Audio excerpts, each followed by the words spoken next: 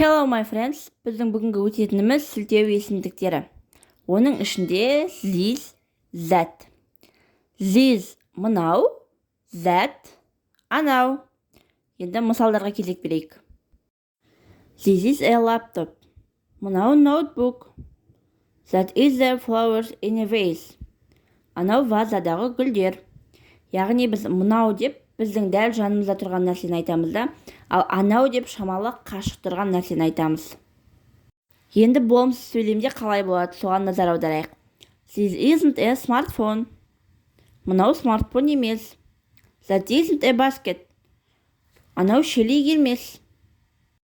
Isn't деп тұрған сөзіміз is not дегеннің қысқартылған түрі. Енді сұраулы сөйлемде сұрақты қалай қоямыз, соған назар аударайық. Is this a laptop? Мынау ноутбук пе? Yes, it is. Я, дәл солай. Is that a flowers in a vase?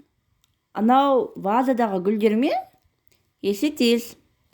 Я, дәл солай.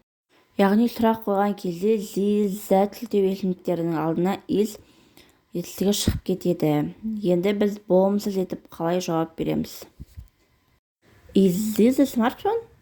Мынау смартфон ба? No, it isn't. Жоқ, олай емес.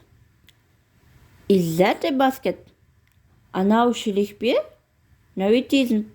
Жоқ, олай емес. Достар, сіздерге this, that сілтеу есімдіктері түсінікті болды деген ойдамын. Келесі сабақта басқа да сілтеу есімдіктерін өтеміз. Goodbye, my friends.